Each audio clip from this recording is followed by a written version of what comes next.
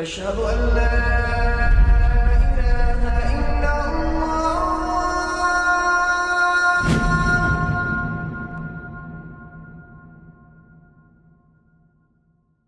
Raindrops media পরিবেশিত audio lecture series সিরাহ।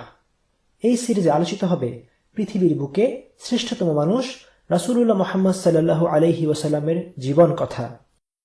ইন্নাল হামদালিল্লাহি ওয়াসসালাতু ওয়াসসালামু আলা রাসূলিল্লাহি ওয়া আলা আলিহি ওয়াসহাবিহি ওয়াসাল্লাম তাসলিমান কাসীরান মাজিদান ইলা ইয়াউমিদ্দিন। আম্মা বা'দ। দেখতে দেখতে আল্লাহ রাসূল সাল্লাল্লাহু আলাইহি ওয়াসাল্লামের সিরাতের ৫টি পর্ব পার হয়ে গেছে। আমরা আবারও আল্লাহর শুকরিয়া আদায় করছি, তিনি আমাদের এই পর্যন্ত নিয়ে এসেছেন। আজ ষষ্ঠ পর্বে আমরা আলোচনা করব রাসূলুল্লাহ সাল্লাল্লাহু আলাইহি ওয়াসাল্লামের বৈবাহিক জীবন। প্রথমেই খাদিজা রাদিয়াল্লাহু আনহার সাথে বিয়ে। যুবক বয়সে নবীজি সাল্লাল্লাহু আলাইহি ওয়াসাল্লামের জীবনের উল্লেখযোগ্য ঘটনা হলো খাদিজা রাদিয়াল্লাহু আনহার সাথে বিয়ে। খাদিজা ছিলেন মক্কার বিখ্যাত এক নারী, সম্ভ্রান্ত বংশের মধ্যবয়স্ক ভদ্রমহিলা। এর আগেও তার বিয়ে হয়েছিল। তো কিভাবে পরিচয় হলো রাসূলুল্লাহ সাল্লাল্লাহু আলাইহি ওয়াসাল্লামের সাথে? আমরা হয়তো সবাই জানি, রাসূলুল্লাহ সাল্লাল্লাহু আলাইহি ওয়াসাল্লাম খাদিজার একটি কাফেলা নিয়ে ব্যবসার উদ্দেশ্যে শামে যান। সেই ব্যবসায়িক সফরে রাসূলুল্লাহ সাল্লাল্লাহু আলাইহি ওয়াসাল্লামের সততা ও যোগ্যতার কথা জানতে পেরে খাদিজা মুগ্ধ হন। কিন্তু এর আগেও আরেকটি ঘটনা আছে। ঘটনাটি ঘটেছিল তখন যখন রাসূলুল্লাহ সাল্লাল্লাহু আলাইহি ওয়াসাল্লাম ছিলেন মেষপালক। তিনি মানুষের পশু চড়াতেন এবং তার বিনিময়ে অর্থ পেতেন। একবার খাদিজার বড় বোন রাসূলুল্লাহ সাল্লাল্লাহু আলাইহি ওয়াসাল্লামকে নিয়োগ দিলেন তার উট মক্কার বাইরে কোনো ভূমি থেকে চড়িয়ে আনার জন্য। তার সাথে আরও একজনকে এই কাজে নিয়োগ দেয়া হলো। তারা দুজন মক্কার বাইরে থেকে উটগুলো চড়িয়ে আনলেন। এবার যখন তাদের প্রাপ্য অর্থ বুঝে নেবার পালা এলো, তখন রাসূলুল্লাহ সাল্লাল্লাহু আলাইহি ওয়াসাল্লাম তার সঙ্গীকে বললেন, তুমি একাই বরং ওনার কাছে যাও এবং আমার টাকাটা তুমি বুঝে নাও। রাসূলুল্লাহ সাল্লাল্লাহু আলাইহি ওয়াসাল্লামের সাথের সেই মেষপালক সঙ্গী খাদিজার বোনের কাছে গেলেন উট চড়ানোর বিনিময়ে প্রাপ্য টাকা বুঝে আনতে। খাদিজার বোন জিজ্ঞেস করলেন, মুহাম্মদ কোথায়? সেই সঙ্গী তখন উত্তর দিলেন, আসলে তিনি আপনার কাছে এসে টাকা নিতে লজ্জা পাচ্ছেন, তাই আমাকে পাঠিয়েছেন। একথা শুনে খাদিজার বোন বললেন, আমি এতটা লাজুক, সম্মানী, অভিজাত আর ভদ্র মানুষ আর কখনো দেখিনি। এই ঘটনাটি খাদিজার সামনেই ঘটেছিল, আর এর মাধ্যমে মুহাম্মদ সাল্লাল্লাহু আলাইহি ওয়াসাল্লাম সম্পর্কে খাদিজা প্রথমবারের মতো কিছু জানতে পারলেন। রাসূলুল্লাহ সাল্লাল্লাহু আলাইহি ওয়াসাল্লাম সম্পর্কে খাদিজার বড় বোনের প্রশংসা সম্ভবত খাদিজার মনে তার ব্যাপারে প্রথমবারের মতো একটি ইতিবাচক ধারণার জন্ম দিয়েছিল। দ্বিতীয় ঘটনাটি ঘটে শামে কাফেলা পাঠানোর উপলক্ষে। খাদিজার নিজস্ব ব্যবসা ছিল। তিনি তার পূর্বের স্বামীর রেখে যাওয়া অনেক সম্পদ লাভ করেছিলেন। এই সম্পদ ছিল তার দ্বিতীয় স্বামীর। তার দ্বিতীয় স্বামীর সংসারে কোনো সন্তান ছিল না, তাই স্বামীর রেখে যাওয়া সম্পদ তিনি লাভ করেন। যদিও তৎকালীন আরবে নারীরা সাধারণত স্বামীর সম্পদ উত্তরাধিকার সূত্রে লাভ করত না। আরবে সে সময় ট্রেডিং ব্যবসার প্রচলন ছিল। খাদিজা ব্যবসায় অর্থ বিনিয়োগ করতেন, জিনিসপত্র কিনে মক্কা, সিরিয়া আর ইয়েমেনে বিক্রি করতেন। ব্যবসার কাজ সামলাবার জন্য তিনি কাউকে নিয়োগ দিতেন, নিজে ঘরের বাইরে গিয়ে ব্যবসা করতেন না। যাকে নিয়োগ দিতেন তার সাথে ব্যবসার লভ্যাংশের ভাগাভাগি হতো। এভাবেই বিজনেস ডিলগুলো করা হতো। আমরা আগেই জেনেছি, কোরাইশরা শীতে ও গ্রীষ্মে বছরের 2 সময়ে সফরে বেরোত, একবার ইয়েমেনে আর একবার শামে। আল্লাহ আযজা ওয়া জাল মক্কার সে সময়কার পরিস্থিতি উল্লেখ করেন সূরা কুরাইশে। لإيلاف قريش إيلافهم رحلة الشتاء والصيف। কুরাইশদের নিরাপত্তার জন্য, শীত ও গ্রীষ্ম সফরে তাদের নিরাপত্তার জন্য।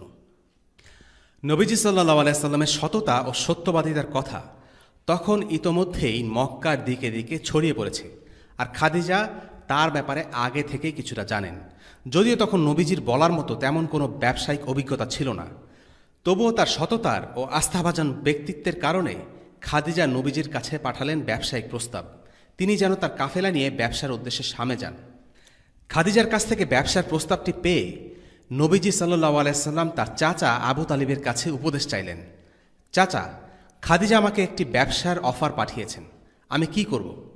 আবু তালিব উত্তর দিলেন, সে তো অনেক ধনী মহিলা, আল্লাহ তোমাকে একটি সুযোগ দিয়েছেন বলে মনে করি, তুমি তার প্রস্তাবে না বলো না। এরপর রাসূলুল্লাহ সাল্লাল্লাহু আলাইহি ওয়াসাল্লাম খাদিজার সেই ব্যবসায়িক প্রস্তাবে রাজি হলেন। এই ব্যবসা থেকে যা লাভ হবে তা 50-50, অর্থাৎ সমান সমান ভাগাভাগি করার ব্যাপারে দুজন সম্মত হলেন। রাসূলুল্লাহ সাল্লাল্লাহু আলাইহি সাল্লাম এরপর খাদিজার কাফেলা নিয়ে শামের বাজরা শহরে গেলেন। এটি ইরাকের বসরা শহর নয়, এটা হলো সিরিয়ার শহর বাজরা। শহরটি দামাস্কাস শহরের প্রায় 100 কিলোমিটার দূরে। সেটা ছিল সে সময়কার অর্থনৈতিক প্রাণকেন্দ্র। সেখানে ছিল বিশাল একটি মার্কেট। ইয়েমেনি, মিশরি সবাই সেখানে ব্যবসার উদ্দেশ্যে যেত। রাসূলুল্লাহ সাল্লাল্লাহু আলাইহি সাল্লাম সেখানে গেলেন, ব্যবসা করলেন এবং অন্যদের তুলনায় অনেক গুণ বেশি লাভ করে ফিরে আসলেন মক্কায়। কেন তিনি অন্যদের চাইতে অনেক ভালো লাভ করলেন? দুটো কারণ হতে পারে। এক, তিনি এই ব্যবসায়িক সফরে সততার পরিচয় দিয়েছেন, এবং দুই, তার যে কোনো কাজে আল্লাহ তার বরকত ঢেলে দিয়েছেন। রাসূলুল্লাহ সাল্লাল্লাহু আলাইহি সাল্লাম যখন শামের সফরের উদ্দেশ্যে বের হয়েছিলেন, তখন তার দাস ছিল খাদিজার দাস মায়সারা। সফরে মানুষকে চেনা যায়। মায়সারা পুরো সফর জুড়ে রাসূলুল্লাহ সাল্লাল্লাহু আলাইহি সাল্লামের সাথে ছিলেন, পুরো সময় জুড়ে তাকে দেখেছেন। রাসূলুল্লাহ সাল্লাল্লাহু আলাইহি সাল্লামের চরিত্রে, তার কাজে মায়সারা তো নিজে মুগ্ধ হলেনই, মক্কায় ফিরে সে খাদিজার কাছেও নবীজের উচ্ছ্বসিত প্রশংসা করলেন। তিনি খাদিজাকে বললেন, এই মানুষটার সততা ও বিশ্বস্ততা আসলেই মুগ্ধ হওয়ার মতো। খাদিজা নবীজির কথা যতই জানলেন, ততই তার প্রতি আগ্রহ বোধ করতে লাগলেন। আর এই ধরনের ভালো লাগার অনুভূতি দোষণীয় কিছু নয়। কারোর প্রতি দুর্বলতা, আকর্ষণ থাকা অস্বাভাবিক কিছু না। দোষণীয় হচ্ছে বিবাহ বহির্ভূত যে কোনো প্রকার সম্পর্ক, মেলামেশা ইত্যাদি। ইসলাম মানুষের মনের অবস্থার জন্য জবাবদিহি করে না, বরং তার কাজের জন্য জবাবদিহি করে। নবীজির চারিত্রিক গুণাবলী এমনই ছিল যে সবাইকে তা টানত। খাদিজা, মক্কার এক বিত্তশালী মহিলা, নবীজির অসাধারণ চরিত্রে মুগ্ধ হয়ে গেলেন। তাকে বিয়ের প্রস্তাব পাঠানোর সিদ্ধান্ত নিলেন। খাদিজা রাসূলুল্লাহ সাল্লাল্লাহু আলাইহি সাল্লামকে সরাসরি বিয়ের প্রস্তাব দেননি। তিনি পাঠালেন তার বান্ধবী নাফিসাকে। নাফিসা রাসূলুল্লাহ সাল্লাল্লাহু আলাইহি সাল্লামের কাছে এসে বললেন, আচ্ছা মুহাম্মদ, তুমি বিয়ে কেন করছো না? রাসূলুল্লাহ সাল্লাল্লাহু আলাইহি সাল্লাম বললেন, আমাকে কে বিয়ে করবে? আমি তো একজন এতিম। নাফিসা তখন কিছুটা ঘুরিয়ে বিয়ের প্রস্তাব তুললেন, বললেন, আচ্ছা, যদি খাদিজা তোমাকে বিয়ে করতে চায় তাহলে? রাসূলুল্লাহ কিছুটা ঘুরিয়ে উত্তর দিলেন, আমার মতো মানুষকে কেন খাদিজা বিয়ে করতে রাজি হবে? রাসূলুল্লাহ সাল্লাল্লাহু আলাইহি সাল্লামের এই কথায় প্রস্তাবের প্রতি কিছুটা সম্মতির ছাপ পাওয়া যায়, কারণ তিনি রাজি না হলে সরাসরি না বলে দিতেন, কিন্তু তিনি সেটা করেননি। এভাবেই বিয়ের বিষয়টি পরবর্তী ধাপের দিকে এগিয়ে গেল। এরপর রাসূলুল্লাহ সাল্লাল্লাহু আলাইহি সাল্লামের সাথে খাদিজার বিয়ে হলো। বাসরা থেকে ফিরে আসার 3 মাসের মাথায় এই বিয়েটি হলো। এই বিয়েটি পড়িয়েছিলেন রাসূলুল্লাহ সাল্লাল্লাহু আলাইহি সাল্লামের চাচা আবু তালিব। তাদের বিয়ের মোহর ছিল 12 উকিয়া রূপা। এই বিয়ের সময় নবীজি সাল্লাল্লাহু আলাইহি সাল্লামের বয়স ছিল 25 আর খাদিজার বয়স ছিল 40। তবে খাদিজার বিয়ের বয়স নিয়ে একাধিক মত আছে। অনেক নির্ভরযোগ্য আলিম বলেছেন তখন খাদিজার বয়স ছিল 28। তবে যাই হোক, বয়সে খাদিজা রাসূলুল্লাহ সাল্লাল্লাহু আলাইহি সাল্লাম থেকে কিছুটা হলেও বড় ছিলেন, এটা পরিষ্কার। আর দুজনের বয়সের পার্থক্য তাদের বৈবাহিক জীবনে কোনো আঁচ ফেলতে পারেনি। খাদিজা রাদিয়াল্লাহু আনহা বেঁচে থাকা অবস্থায় নবীজি সাল্লাল্লাহু আলাইহি সাল্লাম আর কোনো বিয়ে করেননি। নবীজির বেঁচে থাকা সন্তানদের প্রত্যেকেই ছিলেন মা খাদিজার সন্তান। তাদের 6 সন্তান: কাসিম ইবিন মুহাম্মদ, আবদুল্লাহ ইবিন মুহাম্মদ, জাইনাব বিনতে মুহাম্মদ, রুকাইয়া বিনতে মুহাম্মদ, উম্মে কুলসুম বিনতে মুহাম্মদ আর ফাতিমা বিনতে মুহাম্মদ। কেবল ফাতিমা রাদিয়াল্লাহু আনহা বাদে বাকি সবাই নবীজির জীবদ্দশাতেই মারা যান। ফাতিমা ও আলী রাদিয়াল্লাহু আনহুমা থেকেই নবীজির বংশধারা প্রবাহিত হয়। রাসূলুল্লাহ সাল্লাল্লাহু আলাইহি সাল্লাম খাদিজাকে প্রচণ্ড ভালোবাসতেন। খাদিজার সাথে তার বন্ধন, বিশ্বাস, প্রতিশ্রুতি মৃত্যুর পরেও ভাঙেনি। তিনি সব সময় তাকে মনে করতেন, তার কথা বলতেন। আর এজন্য নবীজির অন্যান্য স্ত্রীগণ মৃত খাদিজাকে নিয়েও ঈর্ষাবোধ করতেন। তবুও নবীজিকে খাদিজার স্মরণ থেকে বিরত রাখা যেত না। খাদিজার জন্য রাসূলুল্লাহ সাল্লাল্লাহু আলাইহি সাল্লামের ভালোবাসা, আকর্ষণ, মমতা ও সম্মান ছিল সবচাইতে বেশি। কারণ তিনি খাদিজাকে সব সময় নিজের পাশে পেয়েছেন। যখন সবাই রাসূলুল্লাহ সাল্লাল্লাহু আলাইহি সাল্লামের বিরুদ্ধে কথা বলেছে, তখন সান্ত্বনা আর আশার কথা শুনিয়েছেন খাদিজা। তিনি নবীজিকে পরম মমতায় আগলে রেখেছিলেন। খাদিজা রাদিয়াল্লাহু আনহার পর নবীজির সবচেয়ে প্রিয় স্ত্রী ছিলেন আয়েশা রাদিয়াল্লাহু আনহা। কিন্তু এই আয়েশাও খাদিজার প্রতি ঈর্ষাবোধ করতেন। বুখারী ও মুসলিম শরীফের হাদিসে আছে, আয়েশা রাদিয়াল্লাহু আনহা বলেন, আমি খাদিজা ছাড়া নবীজির আর কোনো স্ত্রীকে নিয়ে এতটা ঈর্ষা অনুভব করিনি। অথচ আশ্চর্য ব্যাপার, যাকে আমি কোনোদিন দেখিও নি, তাকে নিয়েই সবচেয়ে বেশি ঈর্ষান্বিত হচ্ছি। এর কারণ ছিল খাদিজার জন্য নবীজি সাল্লাল্লাহু আলাইহি সাল্লামের সীমাহীন ভালোবাসা। নবীজি সাল্লাল্লাহু আলাইহি সাল্লাম মাঝে মাঝে একটা ভেড়া জবাই করে বলতেন, এই ভেড়ার মাংস খাদিজার বান্ধবীদের জন্য পাঠিয়ে দাও। নবীজি যে শুধু খাদিজার নাম বারবার উল্লেখ করতেন তাই নয়, তিনি খাদিজা রাদিয়াল্লাহু আনহা মারা যাবার পরেও তার বান্ধবীদের সাথে সৌহার্দ্য বজায় রেখেছেন। এটা তিনি করতেন খাদিজার প্রতি ভালোবাসা থেকে। আয়েশা রাদিয়াল্লাহু আনহা আরেক দিনকার ঘটনা সম্পর্কে বলেন, একদিন আমার কথায় নবীজি খুব রেগে গেলেন। খাদিজাকে নিয়ে আমার খুব হিংসে হচ্ছিল, তাই আমি কিছু কথা শুনিয়ে দিলাম। তখন নবীজি বললেন, মহান আল্লাহ তাআলাই আমার অন্তরে খাদিজার প্রতি ভালোবাসা তৈরি করে দিয়েছেন। এই ভালোবাসার নিয়ন্ত্রণ রাসূলুল্লাহ সাল্লাল্লাহু আলাইহি সাল্লামের হাতে ছিল না, এটা সম্পূর্ণ আল্লাহর পক্ষ থেকে। আল্লাহ তাআলাই তার অন্তরে খাদিজার জন্য বিশেষ স্থান তৈরি করে দিয়েছেন। ইমাম আহমদ ও তিরমিজি থেকে একটি বর্ণিত হাদিসে আছে যে, আয়েশা রাদিয়াল্লাহু আনহা বলেন, এমন অনেক দিন হয়েছে যে খাদিজার প্রশংসা না করে নবীজি সাল্লাল্লাহু আলাইহি সাল্লাম ঘর থেকে বেরোননি। একদিন এভাবে তিনি খাদিজার প্রশংসা করছিলেন। আমি সহ্য করতে না পেরে বলে উঠলাম, তিনি কি এমন ছিলেন? তিনি তো একজন বয়স্ক মহিলা মাত্র। তার চেয়েও উত্তম নারী দিয়ে কি আল্লাহ তাআলা আপনার স্ত্রীর স্থান পূরণ করে দেননি? এ কথা শোনা মাত্র নবীজি রেগে যান। রাগত কণ্ঠে বলেন যে, না, আল্লাহর কসম, তিনি খাদিজার চাইতে উত্তম আর কাউকেই আমার জীবনে আনেননি। যখন সবাই আমাকে অস্বীকার করেছে তখন সে আমার উপর আস্থা রেখেছে, যখন সবাই আমাকে মিথ্যুক ডেকেছে তখন সে আমার উপর বিশ্বাস করেছে, আর যখন সবাই আমাকে প্রত্যাখ্যান করেছে সে তার সব কিছু দিয়ে আমাকে স্বস্তি দিয়েছে। আল্লাহ তার মাধ্যমে আমার উপর রহমত দিয়েছেন, আমাকে তার থেকে সন্তান দান করেছেন। কেউ খাদিজার বিরুদ্ধে টু শব্দ করা মাত্র নবীজি রেগে উঠতেন। নবীজি চরিত্রের এই দিকটি থেকে একটা ব্যাপার বোঝা যায়, আর তা হলো আপন মানুষদের জন্য নবীজির কদর। তিনি সব সময় তাদেরকে বিশেষ স্থান দিয়েছেন। খাদিজা রাদিয়াল্লাহু আনহা মারা যাবার বহু বছর পরেও তিনি তাকে স্মরণ করতেন। হামজা বিন আব্দুল মুত্তালিব, মুসাব ইবনে উমাইর, খাদিজা, এদের সবাইকে তিনি স্মরণ করতেন। মৃত্যুর ঠিক আগে নবীজি সাল্লাল্লাহু আলাইহি ওয়াসাল্লাম একটি কাজ করেছিলেন। তিনি উহুদের শহীদ সাহাবাদের কবর জিয়ারত করতে যান। নবীজির ৭০ জন সঙ্গী সেই যুদ্ধে শহীদ হয়েছিলেন। তাই যখনই নবীজি বুঝতে পারেন যে তার হাতে আর বেশি দিন সময় নেই, তিনি সেখানে গিয়ে তাদের সবার জন্য দোয়া করলেন এবং দোয়ার মাঝে বললেন, শীঘ্রই আমাদের দেখা হবে। নবীজি সাল্লাল্লাহু আলাইহি ওয়াসাল্লাম তাদেরকে অসম্ভব ভালোবাসতেন, নিজের পাশে তাদেরকে অনুভব করতেন। তাই আল্লাহর কাছে দোয়া করেন যেন আল্লাহ তাআলা তাদেরকে জান্নাতে একসাথে মিলিত করে দেন। তিনি তাদের সঙ্গীকে কখনো ভুলে যাননি, তাদেরকে আজীবন স্মরণ রেখেছেন। তেমনি করেই মনে রেখেছেন নিজের স্ত্রী খাদিজার কথা, যে তার দুঃসময়ের সঙ্গী ছিলেন। তিনি নিয়মিত খাদিজার জন্য দোয়া চাইতেন, ঘুরে ফিরে তার কথাই বলতেন। খাদিজা আসলেই ছিলেন একজন বিশেষ ব্যক্তি। তিনি বেঁচে থাকতে একবার জিবরাইল আলাইহিস সালাম নবীজির কাছে এসে বললেন, এখন খাদিজা আপনার কাছে আসবেন, তিনি আপনার খাবার নিয়ে আসছেন। যখন তিনি আসবেন তাকে বলবেন, আল্লাহ সুবহানাহু ওয়া তাআলা তাকে সালাম দিয়েছেন।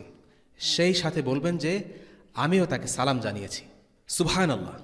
খাদিজা রাদিয়াল্লাহু আনহার মর্যাদা এতটাই অসামান্য ছিল যে স্বয়ং আল্লাহ তাআলা তাকে সালাম দেওয়ার জন্য জিবরিল আলাইহিস সালামকে পাঠিয়ে দিয়েছেন, আর জিবরিল আলাইহিস সালাম নিজের পক্ষ থেকেও তাকে সালাম জানিয়েছিলেন। এরপর জিবরিল আলাইহিস সালাম বললেন, খাদিজাকে জান্নাতের বাড়ির সুসংবাদ দিন। খাদিজা হলেন জান্নাতি রমণী। পৃথিবীর বুকে সবচাইতে মর্যাদা সম্পন্ন 4 জন নারীর একজন হলেন মা খাদিজা রাদিয়াল্লাহু আনহা। রাসূলুল্লাহ সাল্লাল্লাহু আলাইহি ওয়াসাল্লাম বলেন, দুনিয়ার মাঝে শ্রেষ্ঠ নারী 4 জন: মারিয়াম বিনতে ইমরান, খাদিজা বিনতে খুয়াইলিদ, ফাতেমা বিনতে মুহাম্মদ এবং আসিয়া বিনতে মুজাহিম। এই 4 জনের মাঝে সেরা হলেন মারিয়াম আলাইহিস সালাম। আল্লাহ আযজা ওয়া জাল সূরা আলে ইমরানে বলেন, وَإِذْ قَالَتِ الْمَلَائِكَةُ يَا مَرْيَمُ إِنَّ اللَّهَ اصْطَفَاكِ وَطَهَّرَكِ وَاصْطَفَاكِ عَلَى نِسَاءِ الْعَالَمِينَ। আর স্মরণ করো যখন ফেরেশতারা বলল, হে মারিয়াম, নিশ্চয়ই আল্লাহ তোমাকে মনোনীত করেছেন ও পবিত্র করেছেন, আর তোমাকে বিশ্ব নারী সমাজের ঊর্ধ্বে মনোনীত করেছেন। সূরা আলে ইমরান আয়াত 42। এরপর দ্বিতীয় স্থানে আছেন খাদিজা, তারপর ফাতিমা রাদিয়াল্লাহু আনহা এবং 4 নম্বরে আসিয়া বিনতে মুজাহিম। এই 4 জনের প্রত্যেকেই কোনো না কোনো নবীর সাথে সম্পর্কযুক্ত। এদের মধ্যে 2 জন ছিলেন নবীদের মা আর নবীদের বড় করেছেন। মারিয়াম এবং আসিয়া। মারিয়াম ছিলেন নবী ঈসা আলাইহিসসালামের মা, আর আসিয়া নবী মূসাকে লালন পালন করেন। খাদিজা ছিলেন একজন নবীর স্ত্রী এবং ফাতেমা একজন নবীর কন্যা। এই চারজন নারীর মধ্যে কিছু সাধারণ বৈশিষ্ট্য আছে। এক, তাদের নিরেট ঈমান। তাদের ঈমান ছিল শক্তিশালী, অন্তর ছিল ঈমানে পরিপূর্ণ। আল্লাহর প্রতি বিশ্বাস এতটাই দৃঢ় ছিল যে কোনো কিছুই হৃদয়ে সন্দেহের জন্ম দিতে পারত না। তাদের প্রবল ঈমানকে টলাবার সাধ্যই কারও ছিল না।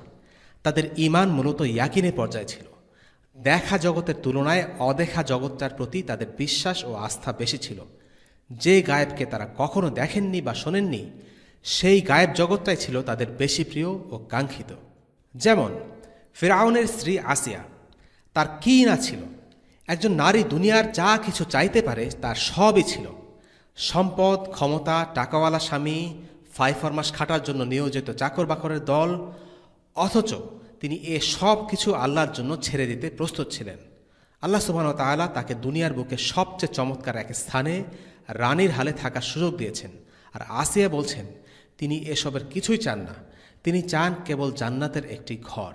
وضرب الله مثلا للذين آمنوا امرأة فرعون إذ قالت رب ابن لي عندك بيتا في الجنة ونجني من فرعون وعمله ونجني من القوم الظالمين। আল্লাহ তাআলা মুমিনদের জন্য ফিরআউনের স্ত্রীর এক দৃষ্টান্ত বর্ণনা করেছেন। সে বলেছিল, হে আমার রব, আপনার কাছে জান্নাতে আমার জন্য একটি ঘর নির্মাণ করুন, আমাকে ফিরআউন ও তার দুষ্কর্ম থেকে উদ্ধার করুন এবং আমাকে জালিম সম্প্রদায় থেকে মুক্তি দিন।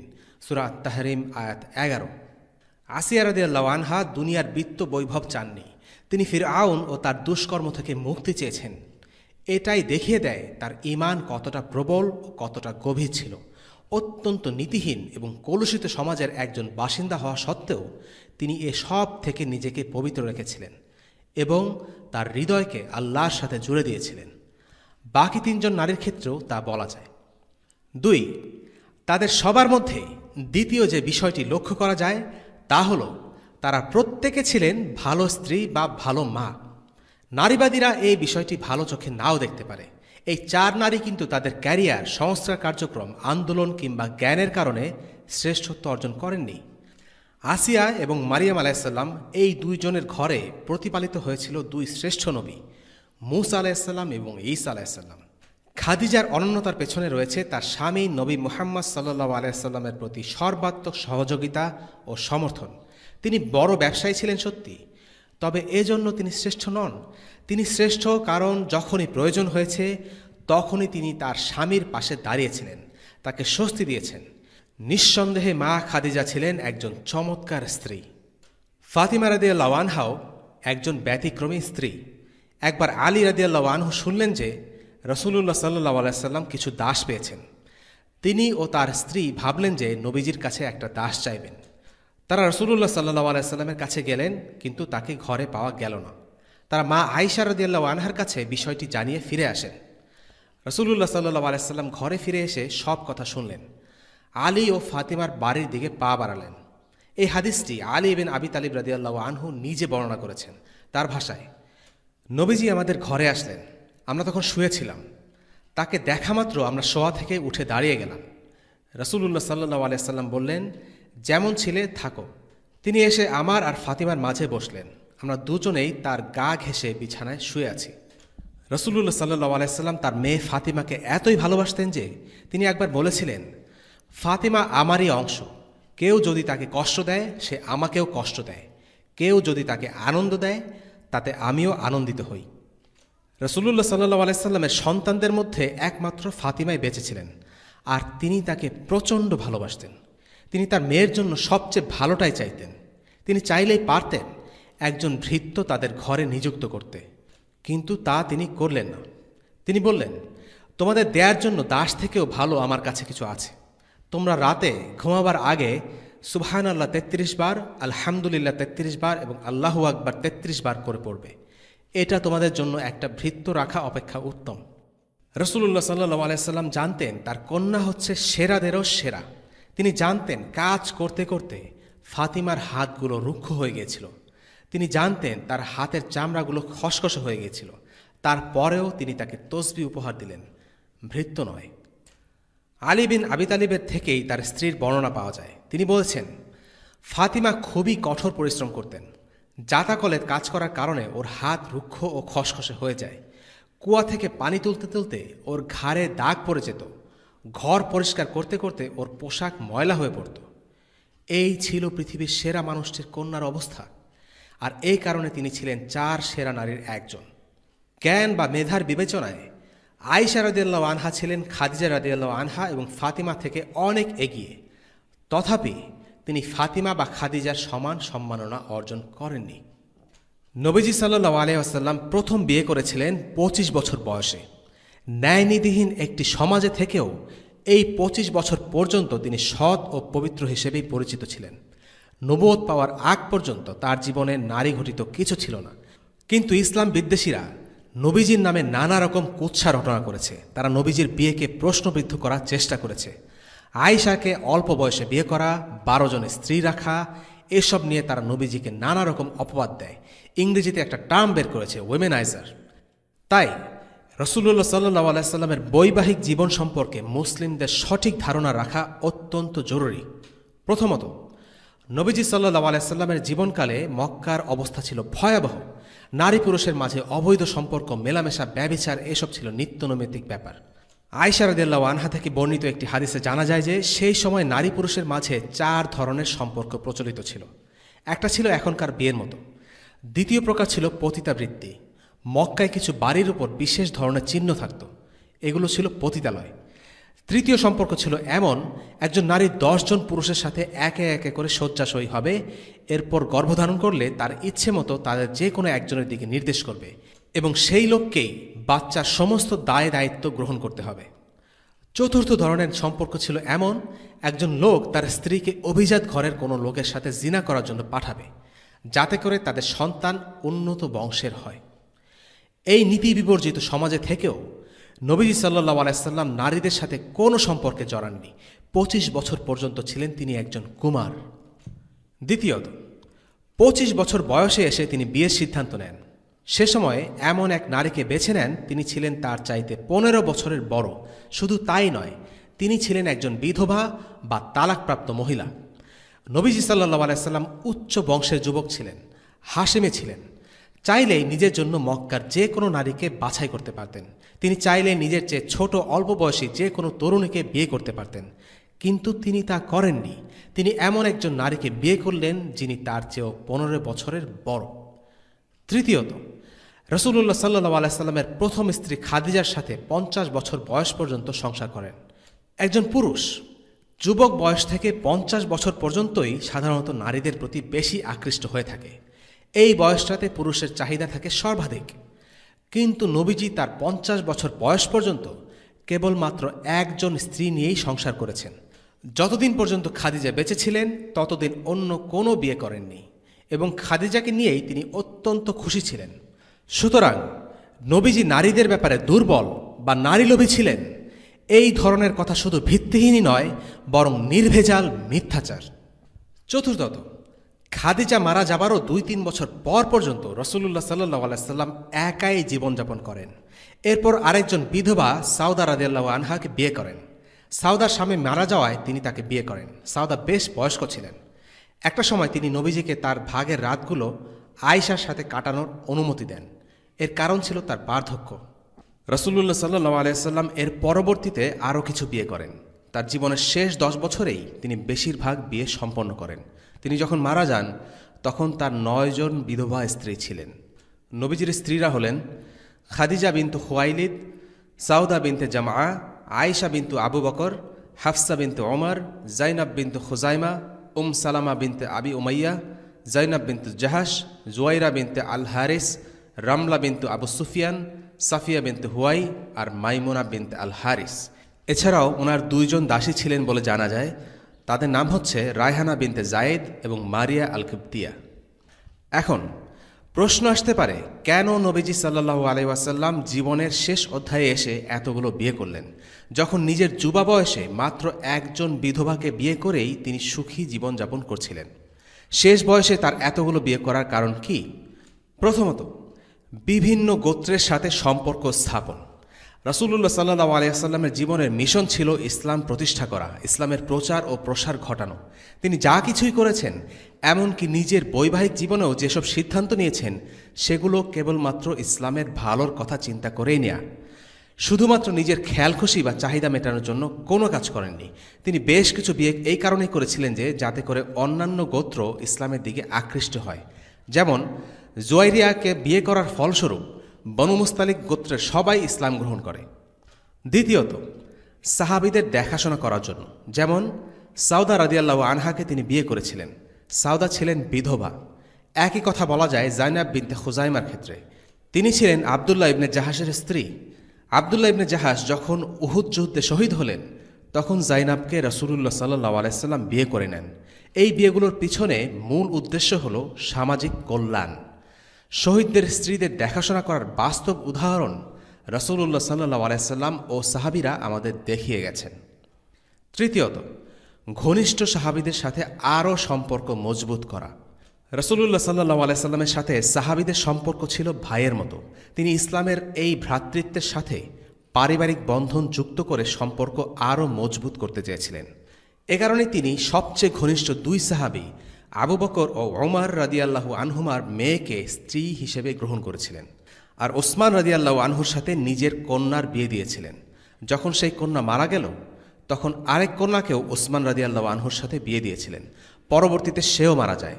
তখন নবীজি সাল্লাল্লাহু আলাইহি সাল্লাম বলেন, আমার যদি ৯৯টি মেয়ে থাকত, তাহলে আমি তাদেরকে একের পর এক করে উসমানের কাছেই বিয়ে দিতাম। আলী ইবনে আবি তালিব রাদিয়াল্লাহু আনহুর সাথে তিনি ফাতিমা রাদিয়াল্লাহু আনহার বিয়ে দেন। এমনি করে সবচেয়ে ঘনিষ্ঠ ৪ সাহাবীর সাথেই নবীজি সাল্লাল্লাহু আলাইহি সাল্লামের পারিবারিক সম্পর্ক স্থাপিত হয়। চতুর্থত, দ্বীনের শিক্ষা পরিপূর্ণ করার জন্য নবীজির একাধিক বিয়ে করার প্রয়োজন ছিল। রাসূলুল্লাহর সুন্নাহ জানা ও মানা মুসলিমদের কর্তব্য। দেশ পরিচালনা, শিক্ষকতা, ইমামতি, সেনাবাহিনীর নেতৃত্ব, পারিবারিক সম্পর্ক, স্বামীর দায়িত্ব, প্রত্যেকটি বিষয়ে নবীজির সুন্নাহ অনুসরণ করতে হবে। তিনি আমির হিসেবে কেমন ছিলেন, যুদ্ধক্ষেত্রে কেমন ছিলেন, কিংবা শিক্ষক বা ইমাম হিসেবে কেমন ছিলেন, এগুলো বলার জন্য শত শত সাহাবী ছিলেন। কিন্তু নবীজি সাল্লাল্লাহু আলাইহি সাল্লামের ব্যক্তিগত ও পারিবারিক জীবন সম্পর্কে জানাতে পারবে এমন সাহাবীর সংখ্যা নগণ্য। রাসূলুল্লাহ সাল্লাল্লাহু আলাইহি সাল্লামের সন্তানদের মাঝেও একজন বাদে সবাই মারা যান। রাসূলুল্লাহ সাল্লাল্লাহু আলাইহি সাল্লামের পারিবারিক জীবন সম্পর্কে বিস্তারিত জানা যায় তার স্ত্রীদের বর্ণনা থেকে। পঞ্চমত, উম্মে হাবিবা ছিলেন রাসূলুল্লাহ সাল্লাল্লাহু আলাইহি সাল্লামের আরেকজন স্ত্রী। তিনি ইসলামের প্রাথমিক যুগে আবিসিনিয়াতে হিজরত করেন, কিন্তু তার স্বামী ইসলাম থেকে খ্রিস্ট ধর্মে ধর্মান্তরিত হয়। ফলে তাকে অনেক দুর্দশা আর কষ্টের মধ্য দিয়ে অতিক্রম করতে হয়। তিনি ছিলেন আবু সুফিয়ানের কন্যা। পরবর্তীতে তার স্বামী মারা গেলে রাসূলুল্লাহ সাল্লাল্লাহু আলাইহি সাল্লাম আমর বিন উমাইয়া আদ-দামারির মাধ্যমে নাজ্জাশীর কাছে একটি চিঠি লিখে পাঠান।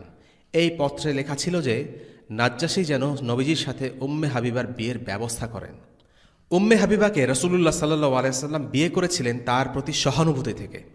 এ কারণে তিনি হাজারো মাইল দূরে থাকা সত্ত্বেও নবীজি তাকে স্ত্রী হিসেবে গ্রহণ করেন, তার সকল দায়ভার নিজের কাঁধে তুলে নেন। আরেকটা কারণ ছিল এই বিয়ের মাধ্যমে ইসলামের সবচেয়ে একগুঁয়ে শত্রু আবু সুফিয়ানকে ইসলামের কাছাকাছি নিয়ে আসা, ইসলামের প্রতি তাদের অবস্থানকে নমনীয় করে তোলা। অদ্ভুত বিষয় হল, ইসলামের ঘোরতর শত্রু হওয়া সত্ত্বেও আবু সুফিয়ান নবীজির সাথে নিজের মেয়ের বিয়ের কথা শুনে খুশি হয়ে যায়। সে বলে ওঠে, মুহাম্মাদের চেয়ে উত্তম আর কে আছে? এর কারণ ছিল রাসূলুল্লাহ সাল্লাল্লাহু আলাইহি সাল্লামের বংশমর্যাদা। বনু হাশিম গোত্রের একজন সদস্যের সাথে তার মেয়ের বিয়ে হয়েছে জেনে সে আনন্দিত হয়ে উঠেছিল। রাসূলুল্লাহ সাল্লাল্লাহু আলাইহি সাল্লামের সাথে তার বিরোধ ছিল আদর্শিক বিরোধ, দিন নিয়ে দ্বন্দ্ব। কিন্তু মুহাম্মদ সাল্লাল্লাহু আলাইহি সাল্লাম ছিলেন তাদের চাইতে অনেক উচ্চ মর্যাদা সম্পন্ন বংশের অধিকারী। তাই তিনি তার মতো কম মর্যাদা সম্পন্ন ব্যক্তির মেয়েকে বিয়ে করায় তার অন্তর নরম হয়ে পড়ে। আরেকটি বিয়ে ছিল উম্মে সালামার সাথে। তিনিও আবিসিনিয়াতে হিজরত করেছিলেন। এরপর তিনি মদিনায় হিজরত করেন। তার স্বামী আবু সালামা মারা যাবার পর নবীজি সাল্লাল্লাহু আলাইহি সাল্লাম উম্মে সালামাকে বিয়ে করেন। এভাবে নবীজি সাল্লাল্লাহু আলাইহি সাল্লাম মৃত সাহাবাদের স্ত্রীদেরকে বিয়ে করার মাধ্যমে তাদের দেখাশোনার ভার গ্রহণ করতেন। এই সব সাহাবীরা ছিলেন বয়স্কা, বৃদ্ধা নারী। এরপরও রাসূলুল্লাহ সাল্লাল্লাহু আলাইহি সাল্লাম তাদেরকে বিয়ে করেছিলেন। মুহাম্মদ সাল্লাল্লাহু আলাইহি ওয়াসাল্লাম হলেন মুসলিম উম্মার পিতা, মুসলিম উম্মার তত্ত্বাবধায়ক। সাহাবীদের সাথে রক্তের সম্পর্ক না থাকুক, তিনি ছিলেন তাদের সবচেয়ে আপনজন। সাহাবীদের ক্ষুধায়, তৃষ্ণায়, কষ্টে, প্রয়োজনে, দুঃসময়ে সব সময় পাশে থেকেছেন রাসূলুল্লাহ সাল্লাল্লাহু আলাইহি ওয়াসাল্লাম। এখন আরেকটা সম্পূরক প্রশ্ন হচ্ছে, নবীজি সাল্লাল্লাহু আলাইহি সাল্লামের একাধিক স্ত্রী থাকার পেছনে হিকমাটা কি? নবীজি যদি কেবল একজন স্ত্রী থাকতেন তাহলে অনেক সমস্যা হতো। একাধিক স্ত্রী থাকার কারণে অনেকগুলো সুবিধা হয়েছে। প্রথমত, একজনের পক্ষে সমস্ত খুঁটিনাটি ব্যাপার মনে রাখা বেশ দুরূহ ব্যাপার। আর যদি কয়েকজন স্ত্রী থাকে তখন একজন ভুলে গেলেও অন্য কেউ সেটা স্মরণ করে রাখতে পারবেন। এছাড়াও যদি শুধুমাত্র একজন বর্ণনা করে তাহলে তার কথাকে সহজেই বাতিল করে দেয়া যায়, কেননা মাত্র একজন কথাগুলো বলছে, যার অন্য কোনো সাক্ষ্য প্রমাণ নেই। একটা মাত্র উৎস হলে তার বক্তব্য দুর্বল বলে প্রমাণ করে দিতে পারলেই সবগুলো হাদিসকে বাতিল করে দেয়া যেত। সেক্ষেত্রে তার পারিবারিক জীবন সম্পর্কে জানা প্রায় অসম্ভব হয়ে পড়ত। কাফেররা সবসময় চায় ইসলামের উপর আঘাত হানতে। তারা আবু হুরায়রাকে ভুল প্রমাণ করার জন্য কতভাবে যে আক্রমণ করেছে তার কোনো ইয়ত্তা নেই।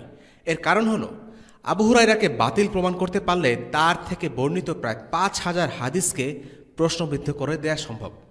নবীজির একাধিক স্ত্রী থাকায় তাদের থেকে বর্ণিত হাদিসগুলোর সত্যতা আরও বেশি জোরালো হয়েছে। দ্বিতীয়ত, রাসূলুল্লাহ সাল্লাল্লাহু আলাইহি সাল্লামের পারিবারিক জীবন অত্যন্ত গুরুত্বপূর্ণ কিছু সুন্নাহ সম্পর্কে অবহিত করে। আর এই সুন্নাহগুলো সবার জন্য প্রযোজ্য। সবাই শিক্ষক, ইমাম কিংবা আমির না হলেও প্রত্যেকেই একটি পরিবারের সদস্য। তাই পরিবারের রাসূল সাল্লাল্লাহু আলাইহি সাল্লাম কীরূপ আচরণ করেছেন সেটা জানার গুরুত্ব অপরিসীম। আর সেটা একমাত্র স্ত্রীদের পক্ষেই জানানো সম্ভব। এই বিশাল পরিমাণ জ্ঞানের উৎস তার স্ত্রীদের থেকে পাওয়া গেছে। তাদের বক্তব্য থেকে তার ব্যক্তিগত জীবনের প্রতিটি খুঁটিনাটি ব্যাপারে জানা সম্ভব হয়েছে। তিনি কিভাবে খেতেন, কিভাবে ঘুমোতেন, বসতেন, কিভাবে স্ত্রীদের সাথে রাত কাটাতেন, কিভাবে তাদের সাথে আচরণ করতেন, দাসদের সাথে তার কেমন ব্যবহার ছিল, এইসব বিষয়ে বহু হাদিস উম্মুল মুমিনিনদের মাধ্যমে জানা যায়। আল্লাহ সুবহানাহু ওয়া তাআলা নবী মুহাম্মদ সাল্লাল্লাহু আলাইহি সাল্লামকে প্রেরণ করেছেন কোরআনের জীবন্ত প্রমাণ হিসেবে, ইসলামের শিক্ষার বাস্তব প্রয়োগ হিসেবে। তাই তার সুন্নাহ সকলের কাছে পৌঁছানো অত্যন্ত জরুরি। আর এই কারণেই সাধারণ নিয়ম থেকে তাকে অব্যাহত দেয়া হয়। 4 বা কম সংখ্যক স্ত্রীর বদলে অধিক স্ত্রী দান করা হয়। এ সবই আল্লাহ সুবহানাহু ওয়া তাআলার পরিকল্পনার অংশ। এভাবেই আল্লাহ তাআলা তার দ্বীনকে হেফাজত করেছেন এবং নবীজির সব সুন্নাহ পরবর্তী সকল প্রজন্মের কাছে পৌঁছে দিয়েছেন। আজকের পর্বের একটি গুরুত্বপূর্ণ টপিক হচ্ছে নবীজি সাল্লাল্লাহু আলাইহি সাল্লামের যে বিয়ে নিয়ে ইসলাম বিদ্বেষীরা সবচেয়ে বেশি সমালোচনা করে। এবং দুঃখের বিষয় হচ্ছে মুসলিমরাও সঠিক জ্ঞান না থাকার কারণে এই ঘটনাগুলোকে নিয়ে তারা অস্বস্তিতে ভোগে। নবীজির যে দুটি বিয়ে সবচেয়ে বেশি সমালোচিত হয় সে দুটি হলো আয়েশা রাদিয়াল্লাহু আনহা এবং যায়নাব বিনতে জাহাশ রাদিয়াল্লাহু আনহার সাথে বিয়ে। এই দুটো বিয়ের দিকেই লোকেরা সবচেয়ে বেশি আঙ্গুল তোলে। কারণ আয়েশার সাথে যখন নবীজির বিয়ে হয় তখন আয়েশার বয়স মাত্র 6 বছর। এই বিয়ে পরিপূর্ণতা লাভ করে যখন আয়েশার বয়স 9 বছর হওয়ার পর।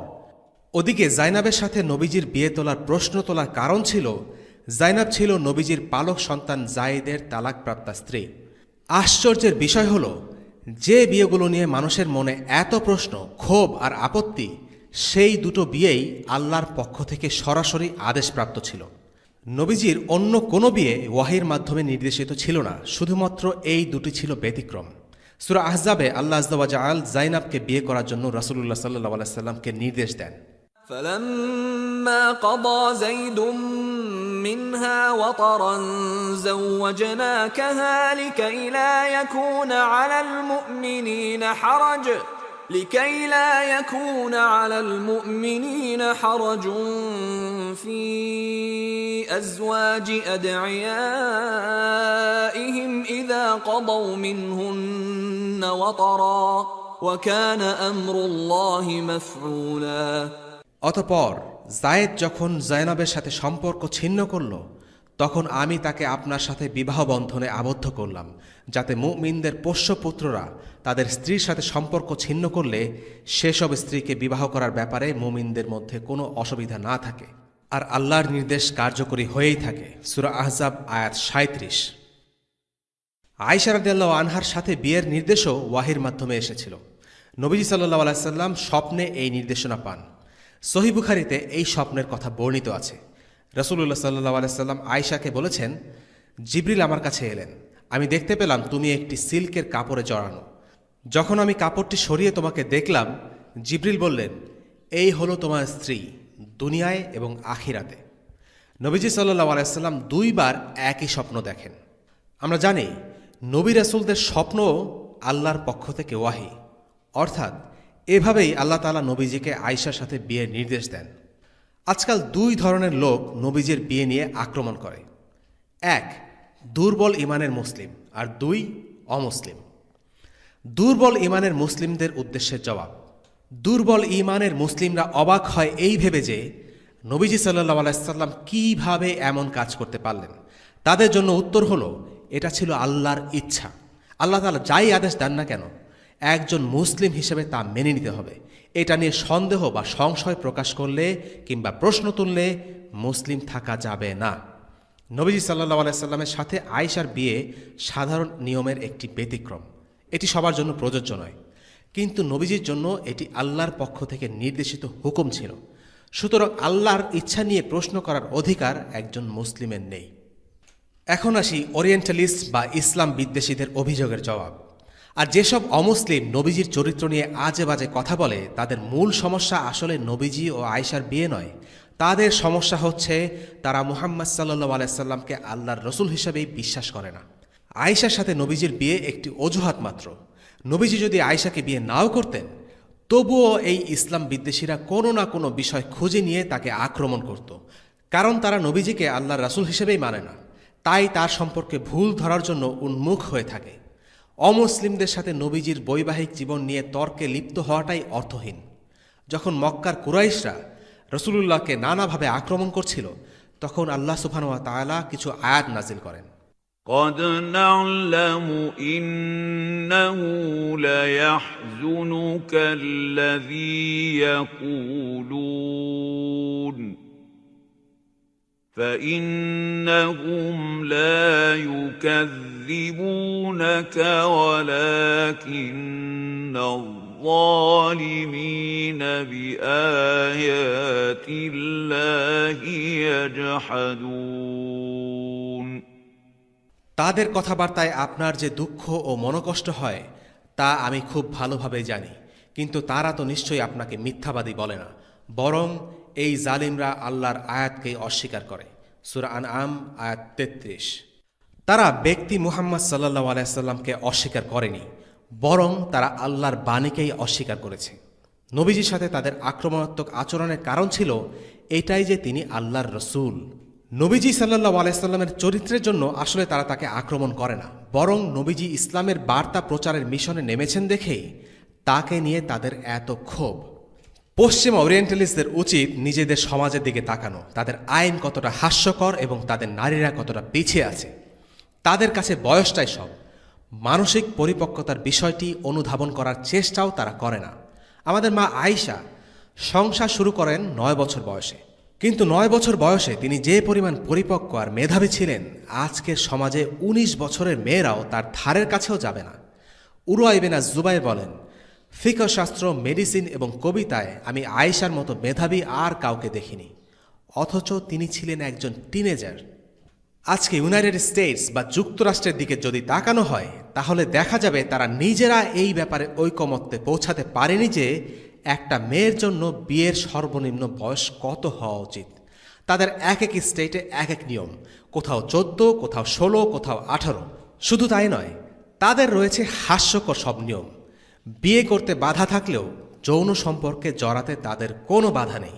13 বছরের কোনো মেয়ে যদি 14 বছরের কোনো ছেলের সাথে শারীরিক সম্পর্কে জড়ায়, সেটা দোষণীয় নয়, কিন্তু একটি সামাজিক সম্পর্কে জড়ালে সেটা দোষণীয়।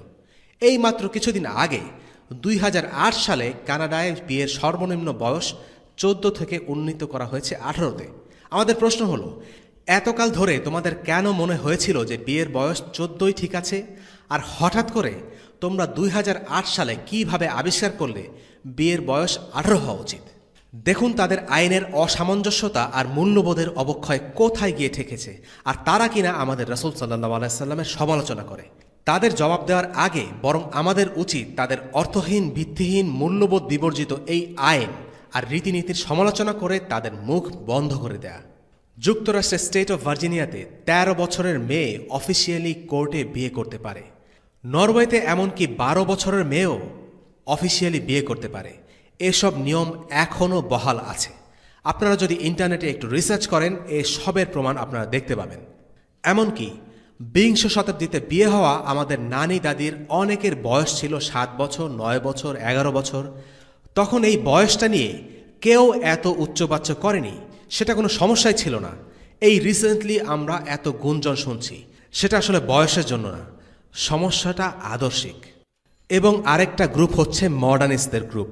বর্তমান সময়ে মুসলিমদের মধ্যে নতুন একটি ধারা তৈরি হয়েছে, যারা প্রমাণ করার চেষ্টা করে আয়েশা রাদিয়াল্লাহু আনহা 9 বছর বয়সে নয়, বরং 18 কিংবা 19 বছরের দিকে সংসার করা শুরু করেন। এই ধারণাটি বেশ নতুন। গত 1400 বছরের ইতিহাসে সহিহ বুখারীতে আয়েশার বিয়ের যে বয়স বর্ণিত হয়েছে, সেটা অস্বীকার করার চেষ্টা করা হয়নি।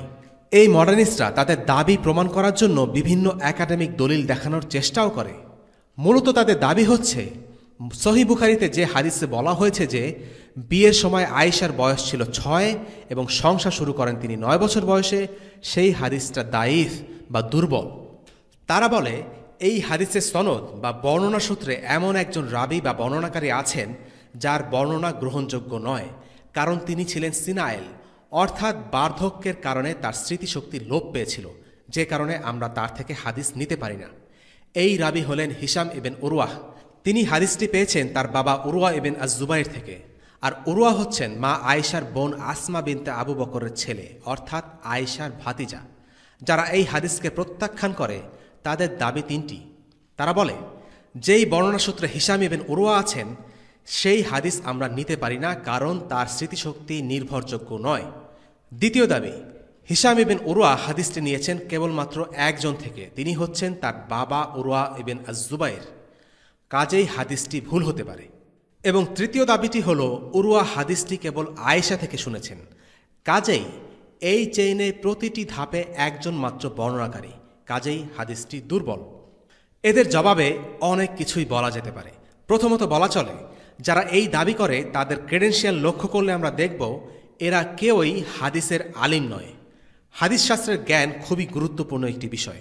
যেসব মডার্নিস্ট এই হাদিসটি অস্বীকার করে তাদের হাদিসের ওপর কোনো পারদর্শিতা নেই। দ্বিতীয়ত, তারা উরওয়ার বিরুদ্ধে যে অভিযোগ আনে সেটি প্রমাণিত নয়, এটা একটা অভিযোগ মাত্র।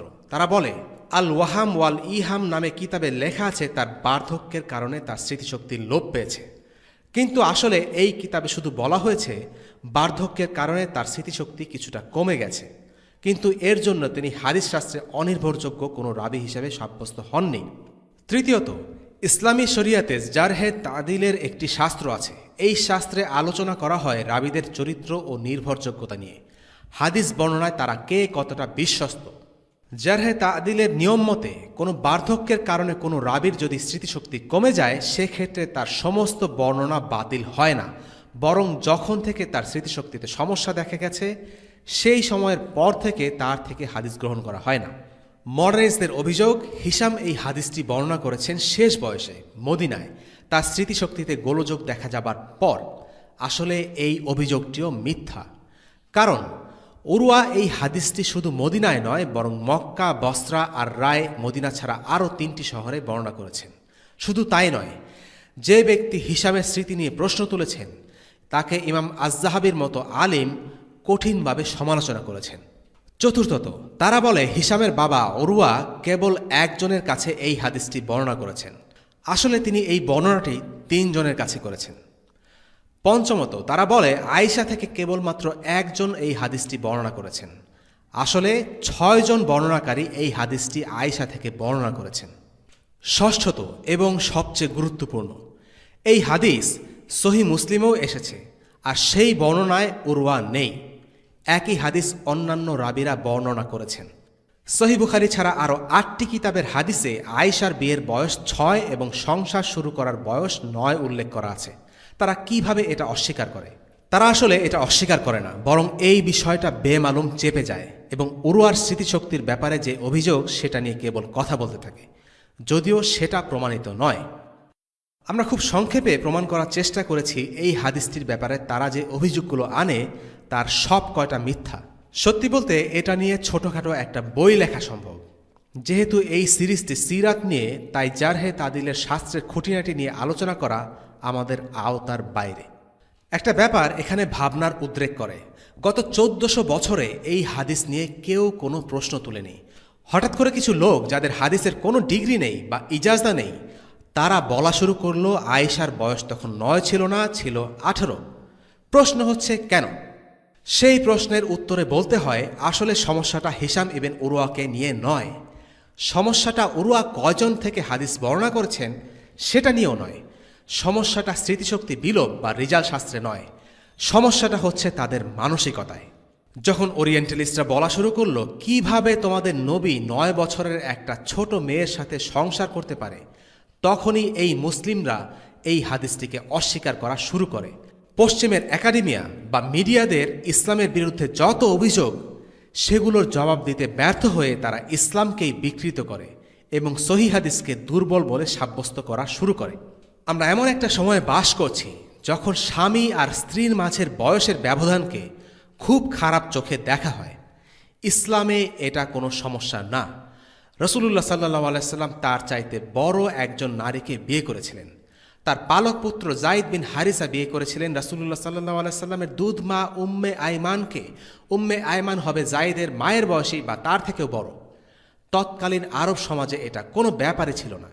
বিয়ের জন্য স্বামী স্ত্রীর বয়প্রাপ্ত হওয়াটাই শর্ত, বয়সের পার্থক্য কোনো শর্ত নয়। কিন্তু এই সমাজে এটা যেন এক বিশাল অপরাধ। আর তাই ওরিয়েন্টালিস্টরা যখন রাসূলুল্লাহ সাল্লাল্লাহু আলাইহি সাল্লামের সাথে আয়েশার বিয়ের দিকে আঙ্গুল তোলে, তখন পরাজিত মানসিকতার মেরুদণ্ডহীন এই মুসলিমরা হাঁটু গেড়ে যেন জোর করে বলতে থাকে, না না, আসলে আয়েশার বিয়ের বয়স 9 ছিল না। এই একই মুসলিমরা শুধু আয়েশার বিয়ের বয়স নয়, যে কোনো কিছু যা পশ্চিমের কালচারাল স্ট্যান্ডার্ড বা মূল্যবোধের সাথে মানানসই নয়, সে সব কিছু তারা অস্বীকার করে। তাই তারা অস্বীকার করে শরিয়া আইনকে, তারা অস্বীকার করে ইসলামের শাস্তির বিধানকে, তারা অস্বীকার করে জিহাদকে। কারণ পশ্চিমারা ইসলামের এই জিনিসগুলো পছন্দ করে না। আর তাই এই মডার্নিস্টরা এই বিষয়গুলোকে হয় অস্বীকার করে, নয়তো ঘুরিয়ে পেঁচিয়ে বর্ণনা করে অথবা বিকৃত করে। আসলে এই মুসলিমদের আত্মমর্যাদা বলে কিছুই নেই। তারা পশ্চিমাদের যে কোনো দাবির কাছে মাথা নত করে। তাদের খুশি করার জন্য তারা সহিহ হাদিসকে দুর্বল বলে প্রচার করে, অথচ যেই হাদিসের দুর্বল হবার ব্যাপারে গত 1400 বছরে কোনো অভিযোগ আসেনি। আমরা বলছি না সহিহ বুখারীর 100% হাদিস পুরোপুরি বিশুদ্ধ। সহিহ বুখারী কোরআনের সমপর্যায়ে নয়। বুখারীর গুটি কয়েক হাদিসের বিশুদ্ধতা নিয়ে কিছু ইখতিলাফ আছে, সেই ব্যাপারে আলিমরা আগেই উল্লেখ করেছেন, কিন্তু আয়েশার হাদিসটি সেই সব হাদিসের মধ্যে পড়ে না। এই মুসলিমদের আসল দুর্বলতা হলো তারা পশ্চিমা আদর্শ ও মূল্যবোধের শ্রেষ্ঠত্বে বিশ্বাস করে এবং তাদের সব কিছুকে স্ট্যান্ডার্ড হিসেবে গ্রহণ করেছে, কিন্তু একই সাথে তারা নিজেদের মুসলিম হিসেবে দাবি করে। আর তাই রাসূলুল্লাহ সাল্লাল্লাহু আলাইহি সাল্লামের সম্মানকে পশ্চিমাদের সামনে ডিফেন্ড করতে চায়। নিশ্চয়ই রাসূলুল্লাহর সম্মানকে রক্ষা করা অনেক বড় একটি কাজ, কিন্তু সেই কাজ করতে গিয়ে আমরা মিথ্যা বলতে পারি না, হাদিস অস্বীকার করতে পারি না। নবীজির হাদিসকে অস্বীকার করা নবীজির প্রতি সবচেয়ে বড় অসম্মান। কিন্তু এই মুসলিমরা পশ্চিমের সাথে ইসলামকে মানানসই করতে গিয়ে তাই করে, একটি প্রতিষ্ঠিত সত্যকে অস্বীকার করে। যেই ওরিয়েন্টালিস্টরা জীবন ভর ইসলামকে অবিশ্বাস করেছে, রাসূলুল্লাহ সাল্লাল্লাহু আলাইহি সাল্লামকে ঘৃণা করেছে, সেই ওরিয়েন্টালিস্টদের খুশি করতে গিয়ে একজন মুসলিম কি করে একটা হাদিসকে প্রত্যাখ্যান করতে পারে? আমাদের উচিত সাহসী হওয়া। আমাদের মুসলিমদের মনে রাখতে হবে, ইসলাম হচ্ছে আল্লাহর পক্ষ থেকে নির্ধারিত শ্রেষ্ঠ জীবন বিধান। কারো সমালোচনায় ইসলামের গায়ে এতটুকু কালিমা লাগে না। আমাদের উচিত রাসূলুল্লাহ সাল্লাল্লাহু আলাইহি সাল্লামের প্রতিটা সুন্নাহ নিয়ে, প্রতিটি কাজ নিয়ে বুক ফুলিয়ে গর্ববোধ করা। নবীজি সাল্লাল্লাহু আলাইহি সাল্লামের সাথে আয়েশার বিয়ে অনেক গুরুত্বপূর্ণ একটি ঘটনা। সত্যি বলতে নবীজির সাথে আয়েশার বিয়ে হওয়ার মধ্য দিয়ে আল্লাহ তাআলা মুসলিমদের উপর অনেক বড় নিয়ামত দান করেছেন। যারা আয়েশার অল্প বয়সের বিয়ে নিয়ে সংশয় পোষণ করে তারা মূলত বুঝতেই পারে না এই বিয়ে না হলে মুসলিম উম্মার উপর কী দুর্যোগ আপতিত হতো। আয়েশা রাদিয়াল্লাহু আনহা ছিলেন একজন আলিমা, প্রচণ্ড মেধাশক্তির অধিকারী, অত্যন্ত বুদ্ধিমতী ও অনুসন্ধানী প্রকৃতির। আয়েশা নিজের কথা বলতে গিয়ে বলেছেন, নবীজির সব সাহাবা তার কথা শোনামাত্র পালন করত, আর আমি তাকে সেসব নিয়ে প্রশ্ন করতাম। আয়েশার বয়স যেহেতু কম ছিল, তার সাথে রাসূলুল্লাহ সাল্লাল্লাহু আলাইহি সাল্লামের সাথে সম্পর্কটা ছিল বন্ধুসুলভ, তাই তিনি নবীজিকে প্রশ্ন করতে পারতেন। কিন্তু অন্য সাহাবীরা নবীজির প্রতি শ্রদ্ধা ও সম্মান থেকে এভাবে প্রশ্ন করতে পারতেন না। এমন একজন ব্যক্তির প্রয়োজন অবশ্যই ছিল যে নবীজি সাল্লাল্লাহু আলাইহি সাল্লামের কাছে তার বক্তব্যগুলো নিয়ে জানতে চাইতে পারে। তাই আয়েশার স্ত্রী হওয়াটা জরুরি ছিল। নবীজির এক বিখ্যাত সাহাবী আমর ইবনুল আস বলেন, আমি নবীজির সাথে বছরের পর বছর একসাথে থেকেছি, কিন্তু তোমরা যদি আমাকে জিজ্ঞেস করো রাসূলুল্লাহ সাল্লাল্লাহু আলাইহি সাল্লাম দেখতে কেমন ছিলেন, আমি তা বলতে পারবো না, কারণ তার প্রতি প্রচণ্ড ভালোবাসা আর সম্মান ও শ্রদ্ধার কারণে আমি কখনো তার চোখের দিকে সরাসরি তাকাইনি। যেখানে নবীজির সাহাবীরা তার দিকে তাকানোর পর্যন্ত সাহস পেতেন না, সেখানে আয়েশা রাদিয়াল্লাহু আনহা নবীজিকে প্রশ্ন করেছেন। শুধু তাই নয়, অনেক সময় নবীজির সাথে বিতর্কেও লিপ্ত হয়েছেন। ফলে আয়েশা রাদিয়াল্লাহু আনহা অনেক বেশি শিখতে পেরেছিলেন। তিনি ইসলামের বড় মাপের একজন আলিম, সবচেয়ে বেশি হাদিস বর্ণনাকারীর মধ্যে চতুর্থ। ইসলামের যে কোনো ফিকহ গ্রন্থে আয়েশার উল্লেখ পাওয়া যাবে। সুতরাং নবীজি সাল্লাল্লাহু আলাইহি সাল্লামের আয়েশাকে বিয়ে করা সত্যিকার অর্থেই মুসলিম উম্মার জন্য অনেক বড় নিয়ামত। আয়েশা ছাড়া রাসূলুল্লাহ সাল্লাল্লাহু আলাইহি সাল্লাম কোনো কুমারী নারীকে বিয়ে করেননি, আর আয়েশাই ছিলেন নবীজি সাল্লাল্লাহু আলাইহি সাল্লামের একমাত্র কম বয়সী স্ত্রী। তিনি ছাড়া নবীজির বাকি সব স্ত্রী হয় বিধবা ছিলেন কিংবা তালাকপ্রাপ্তা, বয়সেও সবাই পূর্ণবয়স্ক ছিলেন। আয়েশার সাথে নবীজি সাল্লাল্লাহু আলাইহি সাল্লামের বিয়ে ছিল একটি ব্যতিক্রমী বিয়ে। নবীজি সাল্লাল্লাহু আলাইহি সাল্লামের যে আরও দুটি বিয়ে নিয়ে ইসলাম বিদ্বেষীরা অভিযোগ তোলে, সেগুলো হচ্ছে জাইনাব বিনতে জাহাশ এবং সাফিয়া বিনতে হুয়াই ইবন আখতাব। এই দুটো বিয়ের আলোচনায় অভিযোগগুলোর খণ্ডন করা হবে ইনশাআল্লাহ। নবীজির সর্বশেষ সন্তান হলেন ইব্রাহিম ইবন মুহাম্মদ। তিনি ছিলেন রাসূলুল্লাহ সাল্লাল্লাহু আলাইহি সাল্লামের দাসী মারিয়ামের গর্ভে জন্ম নেয়া সন্তান। জন্মের পর মাত্র 18 মাস বেঁচে ছিলেন ইব্রাহিম। সেটা ছিল তাবুক যুদ্ধের পরের ঘটনা। ইব্রাহিমের মৃত্যুদিনে সূর্যগ্রহণ হয়। তা দেখে মুসলিমরা বলতে থাকে, নিশ্চয়ই এটা একটা মিরাকল। কিন্তু রাসূলুল্লাহ সাল্লাল্লাহু আলাইহি সাল্লাম তখন বলেন, সূর্য আর চাঁদ এ দুটো হলো আল্লাহর দুই নিদর্শন, কারণ মৃত্যু বা জন্মের সাথে সূর্যগ্রহণ বা চন্দ্রগ্রহণের কোনো সম্পর্ক নেই। এই হাদিস সম্পর্কে একজন আলিম মন্তব্য করেন, রাসূলুল্লাহ সাল্লাল্লাহু আলাইহি সাল্লামের এই কথা প্রমাণ করে যে তিনি মিথ্যা নবী নন, আর যদি তিনি মিথ্যা নবী হতেন তাহলে এটা ছিল তার জন্য সুবর্ণ সুযোগ। তিনি বলতে পারতেন, দেখো আমার ছেলের মৃত্যুদিনে আজ সূর্যগ্রহণ হয়েছে। একজন মিথ্যা নবী নিজের উম্মতের কাছে বাহবা পাওয়ার এই সুযোগ কোনো মতেই ছাড়ত না। কিন্তু আল্লাহর রাসূল সত্য বলেছেন, সূর্য বা চন্দ্রগ্রহণের সাথে কারো জন্ম বা মৃত্যুর কোনো সম্পর্ক নেই। আমাদের মনে স্বাভাবিকভাবে একটা প্রশ্ন আসে, কেন আল্লাহ রাসূলের কোনো পুত্র সন্তান বেঁচে ছিলেন না? এর উত্তরে বলতে হয়, এটা ছিল আল্লাহর একটা বড় হিকমা। ইব্রাহিম প্রায় 18 মাস পর্যন্ত বেঁচে ছিলেন, এবং এই বয়সটা কিন্তু খুবই আদরে একটা বয়স। আমরা সবাই আমাদের বাচ্চার এই বয়সটা খুবই এনজয় করি। আল্লাহ তাআলা নবীজিকে সেই বয়সে একজন সন্তান দান করেন, কিন্তু তিনি তাকে আবার উঠিয়েও নেন। ইব্রাহিমের মৃত্যুতে নবীজি সাল্লাল্লাহু আলাইহি সাল্লাম অনেক কেঁদেছিলেন। ইবনে মাজাতে আছে, নবীজি বলেছিলেন, যদি ইব্রাহিম জীবিত থাকত সে একজন নবী হতো। অর্থাৎ এটা সম্ভব না যে রাসূলুল্লাহ সাল্লাল্লাহু আলাইহি সাল্লামের ছেলে একজন নবী হবে না, কিন্তু তিনি ছিলেন শেষ নবী। ইব্রাহিম জীবিত থাকা অবস্থাতেই কিন্তু সূরা আহজাবের সেই আয়াতটি নাজিল হয়ে গিয়েছিল, যেখানে বলা আছে,